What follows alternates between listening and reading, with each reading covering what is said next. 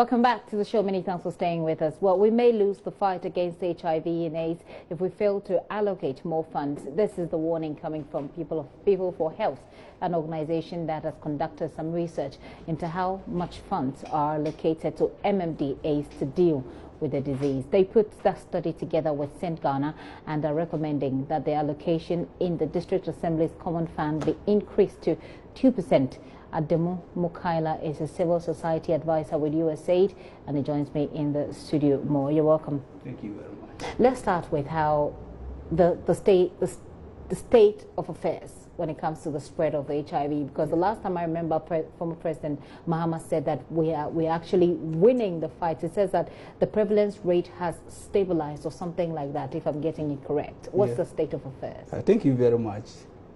Generally, we have a low HIV prevalence rate when you look at other countries within the sub-region.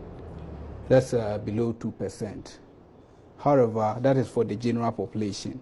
But there are sub-population that we have a very high prevalence rate. If you don't take care, we all end up getting the HIV. If you take the KP, if I say KP, I mean men having sex with men. Okay. HIV among them is about 17.5%. Men having sex with men? Men. Okay. It's about 17.5%. In Africa? No, in Ghana. Oh, in Ghana? Yes. Okay. And if you take the general population, it's below 2%. So looking at general population, say, okay, we are winning the fight. But if you consider the subgroups, like men who have sex with men, it's about 17.5%. Commercial sex workers is about 11.5%. Then if you look at this subgroup, then you say that we have really a challenge as a nation. Is this an improvement on previous statistics? Well, that is not an improvement. If you consider the last 3 years, HIV has been increasing. For instance, in 2014, it was 1.6%, 2015, 1.8%, and currently it's about 2.4%. So it keeps, it means that it keep on increasing. But why? It means that we have relaxed in a way. Okay. In terms of even commitment. No, most of our HIV funding is coming from donor funding. If you take 2012, for instance, about $109 million was actually made available for the fight against HIV. Government of Ghana contributed only 4.1% of that.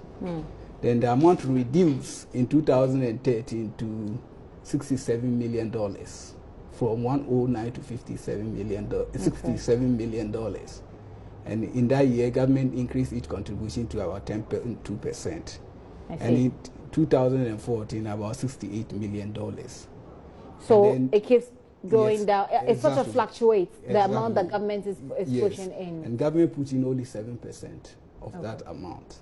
And if you consider the fact that donor funding is also coming down, then we need to do something about it if we really want to reduce HIV. But the education has been quite extensive. Yes. I mean, we've had to deal with other things like Ebola, etc. But then the education, especially about HIV and AIDS, has been quite extensive. Yes. If we're still pushing in money, I mean, if it's even a reduction from $109 million to $57 million, like you say, it's still some form of investment into it. Where is all of the money going? It's going to HIV programs, but the issue is that people are not prepared to change their behavior. Well, even though education is very high among Ghanaians, but that kind of behavioral change is not there. People still consider HIV as, I mean, something that is not even there. Quite distant. Yes. Yes. So from this research that has just been conducted, what are the recommendations? Because if people are not willing to change, then that is rather the problem, rather than the issue of monetary support from government. It's both, because currently Ghana is implementing the 90-90-90 target. What it means is that at least 90% of persons living with HIV should know their status by 2020. And out of that, those who are positive, 90% of them should be receiving treatment. Okay. And when they receive treatment, we expect viral suppression. 90% of them having viral suppression. What does that mean? What it means is that if you reach that stage, even if you have sex with somebody, You the cannot person, transfer the disease to the person. The viral rate is very low that you can't transmit it to any other third person. So that is the target that we are looking at. And that calls for a lot of investment. For instance, if you are talking about testing, it means that we have to make a lot of test kits available. So if you are not making the test kits available, how will people know their status? Yeah. So that is the issue. If you are not making the antiretroviral drugs available, how will people get treatment? So we still need to invest a lot if we really want to eliminate HIV by the year 2030. Okay. You mentioned that people are not willing to change their lifestyles. I'm finding it a bit difficult to understand, because if you know that this is something that will kill you, why is it? I mean, I don't know if there's been any studies, but why is it that people don't want to change their lifestyles? Well, it's something that we need to do a more research into to find out why people are not. But some people do not even believe that HIV exists, to be honest with you. So what did your research find about the reasoning behind the people? No, we didn't go into that aspect. We just looked at the funding of HIV program, especially at the district level. So if we have this situation in our hands, then it means that definitely something needs to be done. Especially at the district level.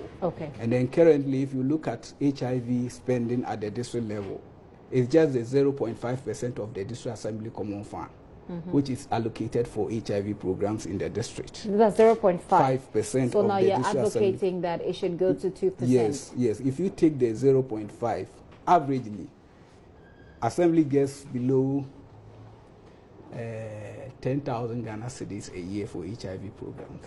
What can 10,000 Ghana cedis do? But then has there been research to indicate or to prove that the 10,000 that went was actually put to, you know? Yes, yes. Our research finding also indicated that at the district level, even though the money is too small, but there's some misappropriation of even the small amount that we have at the district level. So that was one of the findings. Any names, any information? So well, some of the, we did a study in 15 districts in the northern, eastern, and greater Accra region. And at least 2 of the 15 districts, clearly audit findings indicated that they misapplied the funds. And out of the 11 districts that provided data, 4 of the, almost all of them did not comply. There's a guideline as to how to use the money. They all didn't actually comply with the guidelines. Some were spending over some thematic areas, others were underspending. So, what are your recommendations then? Yeah, we want government to increase HIV funding, more specifically the 0.5% to 2%. What we are thinking that if that is increased to 2%, at least the district will be able to implement their work plans in combating HIV at the district level. We are also saying that districts with high prevalence HIV rates, they should devote at least 5% of their internally generated funds to fight HIV. We cannot leave the fight of HIV in the hands of donor organizations. Did you make... yes. Please go ahead. And now if you look at the donor funding, it's coming down from 79% to 60%. Somebody needs to fill that gap. And that is why we are calling on the government to fill that gap. There shouldn't have been the gap in the first place if you ask someone. But then, did your research recommendations ignore the misappropriated funds, the fact that the aspect that people have been, some of these funds have been misappropriated by district assemblies, and that some of them have been diverted into other programs, that some have not been used at all? Did it ignore it totally, or did you have any recommendations? We made a recommendation. We are asking government, especially Parliament, to look at the audit reports and sanction assemblies accordingly. It's not just coming out with the audit report, people have misapplied, misappropriated funds, and that ends it. We should ensure that we sanction those assemblies to ensure that at least it serves as a deterrent to some of them. Moving on, what's going to happen? Now you've done this research, you have this information out there, you have these recommendations. We here will put it out there in the media, but then what's the next step as the organization? We are going to embark on a 3-year campaign to ensure that government of Ghana increase it from the 0.5 to 2%. And like I indicated, we are also going down to the assembly level to ensure that at least those with very high HIV prevalence rates, they devote at least 5% of their internally generated funds to the fight against disease. Now, even if you look at government funding, to Ghana AIDS Commission. In 2014, for instance, the total budgetary allocation was about 31 million Ghana cedis.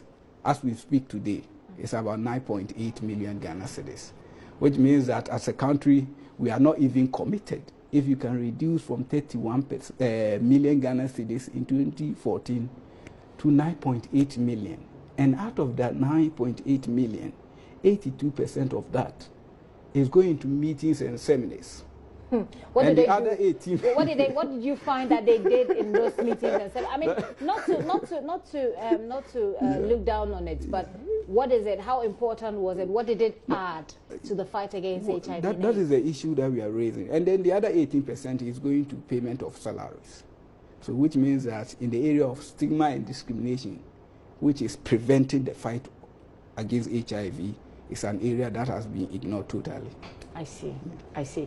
Have you engaged the AIDS Commission on this? Now that we've launched the report, the next stage is for us to have engagement meeting with the key stakeholders at the national level, not only AIDS Commission, but the District Assembly, Common Fund Secretariat, Parliament, as well as Ministry of Health, and then the National AIDS Control Program, so that we can see the way forward. Okay. But at least what we can say for sure at this point is that monies that are meant for fighting HIV/AIDS is probably not getting to the people. It's too small in the first place. It's too small in the first place. And the little amount that's available isn't reaching the target. Exactly. Quite unfortunate. But thank you very much for coming through to the studio. Adamu Mukaila there speaking about the fight against HIV. And it looks as if it's stabilized, but from what he's just told us from their research, it hasn't, because the prevalence just keeps rising from 17.5%. It went down to 1.6%, went down to 1.8%, and then it went up again to 1.8%. And of course, that's not a good thing. Looks like a bit fluctuating statistics there. Obviously, not a good one.